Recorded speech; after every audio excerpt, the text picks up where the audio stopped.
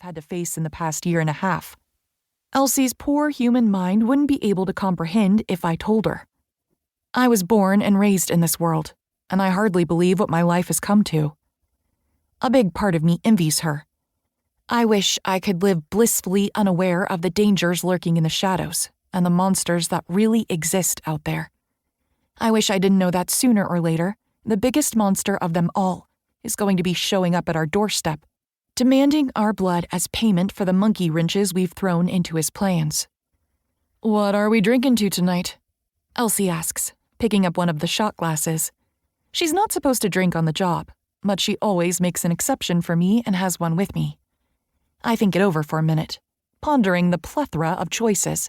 Finally, I settle on, "To the boys that break our hearts and ruin our dreams."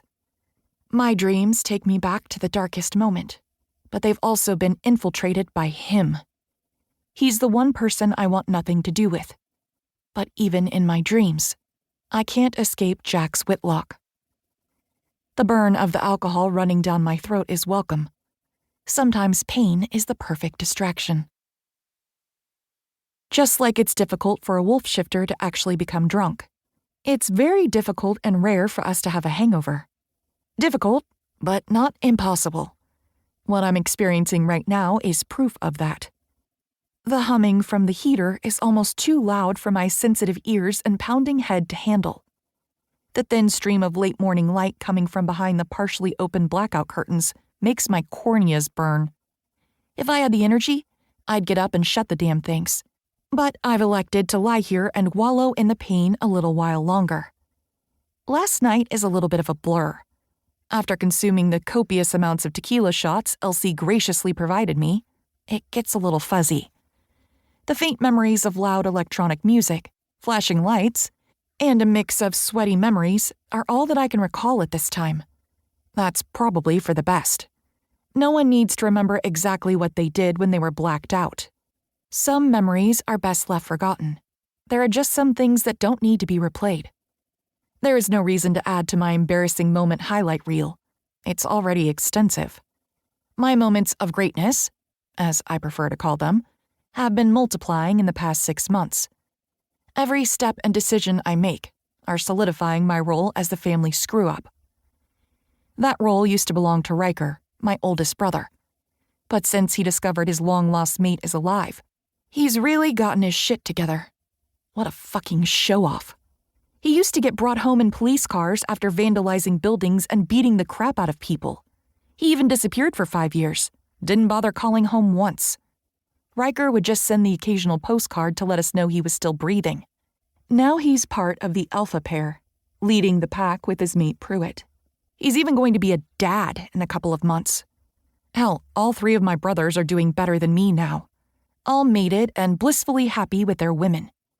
It's sick, really, how insanely in love they are with their mates. They always say you'll never understand the intensity of a mating bond until it happens to you. But my brothers have completely changed since meeting their mates. Riker is less volatile. Sure, he still loses his ever-loving mind occasionally and turns into a total rage monster. But it's happening less often. Especially since Prue is carrying his child. Ranger is no longer participating in underground cage fights, and his dark, gloomy cloud has dispersed since he found Winslow. Winnie is half brave and half crazy, a fun combo that keeps Ranger on his toes. And Ransom has finally stopped hiding parts of himself since Isabeau came into his life. Together they make a deadly pair, their bloodlusts matching each other's. Meanwhile, I'm here, alone in this hotel room, and slowly watching the remaining pieces of my life rot. Or at least I thought I was alone. The footsteps that stop in front of my room tell me that my solitude is about to end. I send a silent prayer that they'll go away, but the slow, methodical knocks ruin that dream. I could ignore them, but it's not an option because I know who's out there. There is roughly 30 seconds on the clock before they break into the room. As it is, knocking was a courtesy. Groaning, my stomach heaving and head spinning, I pull myself out from under the fluffy down comforter. My neck cracks when I glance down at my clothes. The short, glittery dress I put on before going to the club clings to my body. The straps are hanging off my shoulders.